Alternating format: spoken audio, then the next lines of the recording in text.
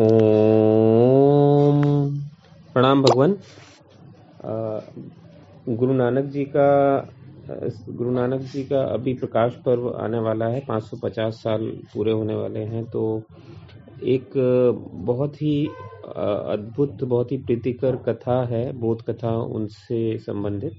तो वो मैं आज बोलने जा रहा हूँ।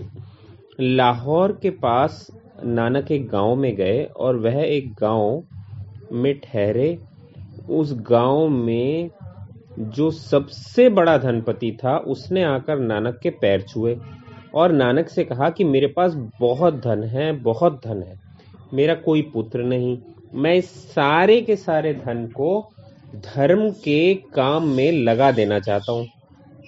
नानक ने उसे नीचे से ऊपर तक देखा और उन्होंने कहा, पहली तो बात तुम ये ही समझ लो कि धन का और धर्म का कोई भी संबंध नहीं है।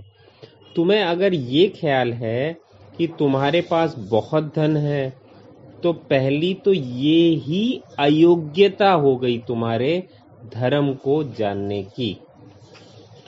और फिर जैसा मैं तुम्हें देखता हूं, मुझे लगता है तुम बिल्कुल ही निर्धन आदमी हो, तुम्हारे पास कुछ भी नहीं है।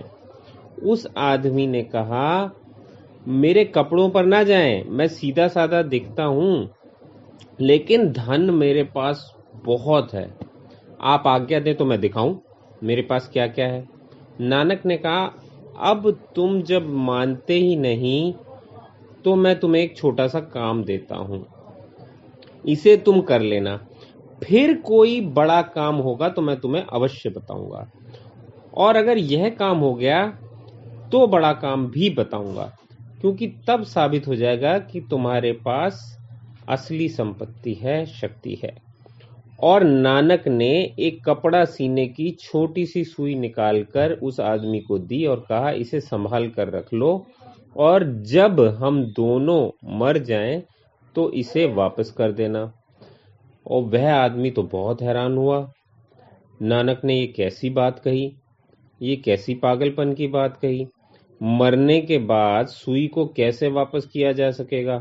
माना कि सुई बहुत छोटी चीज है, मान लिया कि इससे और छोटी चीज खोजनी कठिन है, लेकिन मौत के पार इसको ले जाना तो असंभव है। पर वहां और भी लोग थे और उन सबके सामने नानक से कुछ भी कहना उस व्यक्ति ने ठीक न समझा और वो आदमी वापस लौट गया। रात उसने अपने सारे मित्रों को इकट्ठा किया और उनसे पूछा, उनसे कहा कि मैं अपनी पूरी की पूरी संपत्ति लगाने को राजी हूं, कोई रास्ता हो कि मैं इस सुई को पार ले जा सकूं, ताकि नानक जी के सामने ये सिद्ध हो जाए कि मेरे पास असली संपत्ति है, मेरे पास शक्ति है। मित्रों ने कहा, और सब हो जाए, तुम्हारी संपत्ति से इस सुई को मृत्यु के पार ले जाना असंभव है। कुछ भी नहीं ले जाया जा सकता, मौत सब छीन लेगी। असल में मुट्ठी कैसी भी बांधी जाए, मुट्ठी इस पार ही रह जाएगी और मौत सब छीन लेगी। दूसरे दिन सुबह 4 बजे, जबकि कोई भी नहीं था, नानक के पास जाकर उस आदमी ने सुई वापस कर दी और कहा कि मुझे क्षमा करें, मेरी संपत्ति की ये सामर्थ्य नहीं है। तो नानक ने कहा, फिर तुम्हारी संपत्ति किसी मूल्य की है? और फिर तुम्हारी संपत्ति किस मूल्य की है और क्या इसका अर्थ है? जिस चीज को मृत्यु छीन लेगी, तुम उसी से मृत्यु से बचने की कोशिश में लगे हो, तो तुम भूल में हो। जिस चीज को मृत्यु छीन लेती है, उसी से हम मृत्यु के विरोध में अगर किला बना रहे हो तो हम पागल हैं। और जो मृत्यु नष्ट कर देगी, उसके ही द्वारा हम अपने भीतर सुनिश्चित होना चाहते हो और एक आधार खोजना चाहते हो, अमृत आधार खोजना चाहते हो, तो हम गलती में हैं, बहुत बड़ी भूल में हैं। नानक ने कहा, असली संपदा वही है जिसे मृत्यु जलाने में असमर्थ हो।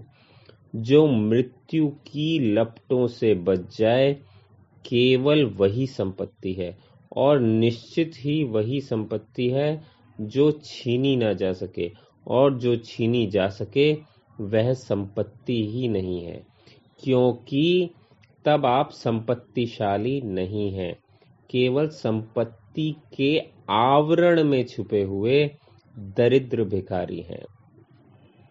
संपत्ति के वस्त्र हैं और भीतर भिखारी खड़ा हुआ है, और आज इसी वक्त आप भिखारी किए जा सकते हैं, संपत्ति छीनी जा सकती है, और मृत्यु तो निश्चित भिखारी कर ही देगी।